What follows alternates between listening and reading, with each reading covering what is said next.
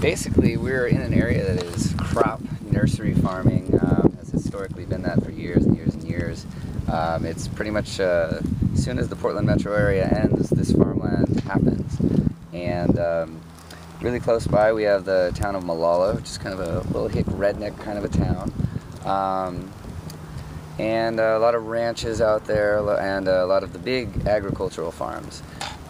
Same thing over in Woodburn, which is actually about 70% Latino.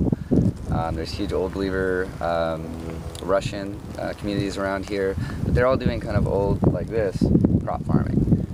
Rows and, using just machines and everything, and permaculture and general community, collective, together kind of things really are not out here because it is such historically big ag land. So what we're trying to do is to kind of take that idea from what's going on all over Hawaii and the West Coast and really all over the world with intentional communities, with self-sustaining lands, with permaculture, working with the land and not trying to just raise it over and, just grow your rows. This kind of work is a lot more labor intensive, and so it wasn't possible for a while as the farming family kind of broke away from being how it was done and people used machinery. I mean, everybody nowadays is trying to get kind of out of the system because the system's kind of broken.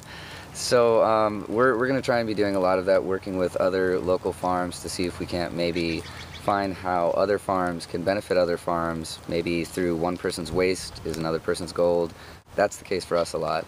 Horse shit, straw, sawdust, fill dirt, gravel, rocks, I mean all bricks, lumber, old wood, all this stuff people just throw away and burn and destroy. And so we want to reuse it and figure out how not just this land can become a self-sustaining community, but this land can join with other lands and really start to spread this sustainability, spread the working together, and just kind of do something to end this I've got my plot, everybody just working separately on their own. It's wasteful, it's disconnected.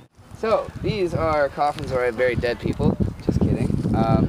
We hauled a bunch of rotten, decomposing wood, about 20, 30 years old, out of the forest, various kinds. Mixed it with a bunch of moss, grass, and sticks, with the idea, and of course horse shit right now, with the idea that once we build this mound up further, it's going to be so chock full of nutrients, the decomposition will give additional nitrogen. It's not just beginning, and since it's already decomposed, so it's already giving out loads of nitrogen, as well as other nutrients. I mean, we're going to either not water it or water it like once a month, if even. And after the first year, we shouldn't have to water it again. And that's kind of what ecoculture is about. Don't have to fertilize, don't have to water. This is permaculture.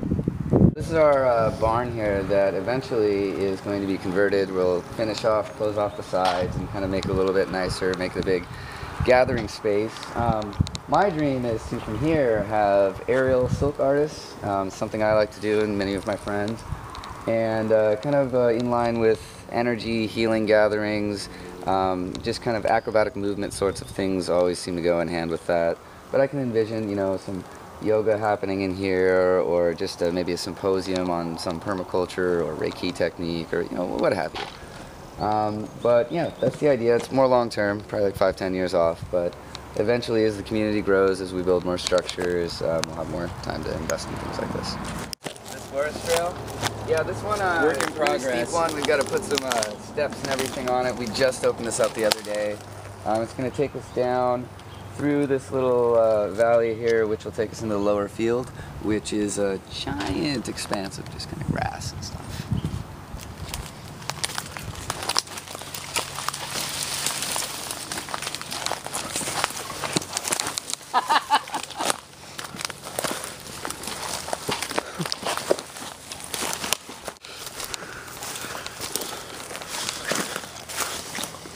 We're probably about 65% coniferous and about 35% deciduous. A lot of false cedars, a lot of Doug firs, a lot of maples, a lot of alders, things like that. Yeah, we have a lot of the deciduous trees going around. Yeah, almost all the deciduous trees going around are a type of maple or an oak. I'm going to be pretty heavily cultivating the forest over closer to the housing compound, and really just they're going to be really well groomed. But as we move over to this side, it's more going to be just trails and certain little spots, maybe like a sacred spot, maybe a gathering spot, this or that. But primarily just, you know, going to leave a lot of the wild there for people. More forest over there and really good swimming holes all along here. I brought my friend out the other day, and these cows, they like to line up. There's one cow in particular, he comes out and he's like, and then the other ones, they all start, and they all line up in this line. They stand there like, and then they move, and they start coming at you, first slowly, and then they start like running at you. And I'm not sure if they're hungry or trying to kill me, but it's awesome. Oh, there he is. It's him. What's up, leader dude? You have some big ass balls, buddy. I don't even know if you have balls, but they're big. See, look, he's not scared at all. He's just like, what? Come over here, I'll charge you.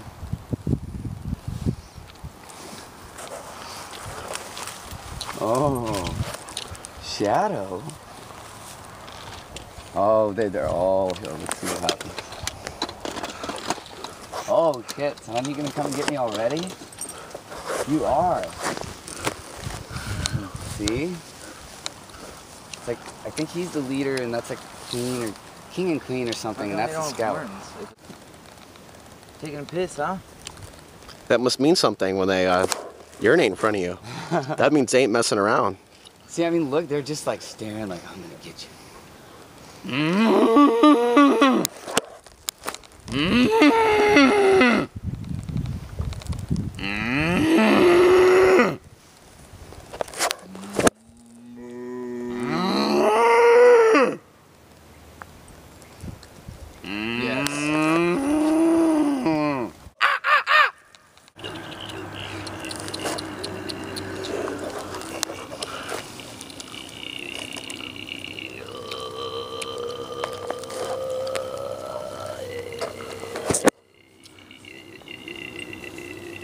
Don't take the microchip. It's a trap.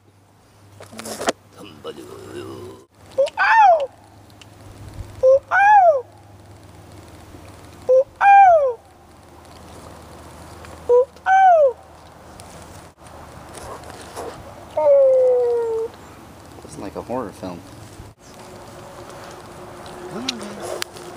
Funny thing is, they charge this fence, they would totally take it down. Yeah. Okay. Hey, it was nice hanging out with you guys. All right, so. You guys are so beautiful.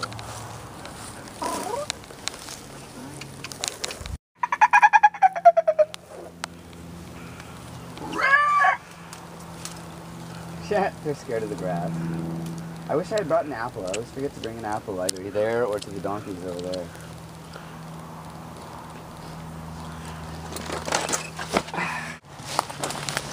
And that's still our land over there.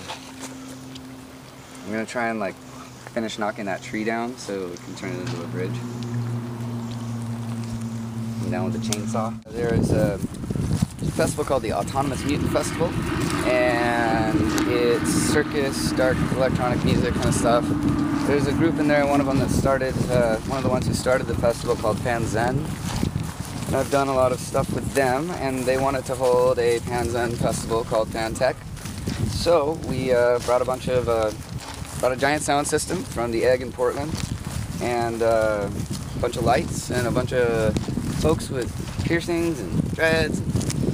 Made a lot of loud music for what was going to be 3 days, and ended up being 5 days. And nobody had a problem with it. So we do plan to do more events and things like that in the future. Probably more low-key things, but every now and again, you know, I want to hear some loud bass. Good shit, man. You'll note that we have ivy around here on this part of the property. We don't anywhere else. It's just kind of back over here. So, since it's such an invasive species, there are grants to remove it. So one of the many grants we'll be applying for, and I'm sure receiving, is natural wildlife restoration. And that involves things like ivy removal and non-native plant removal.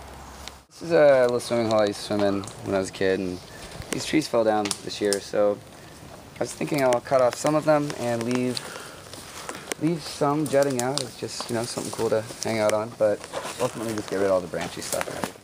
This is our spooky forest. It's an old Christmas tree plot, and nobody ever cut them down or did anything with it. So it's really spooky. It's really straight lines and skinny, scraggly trees.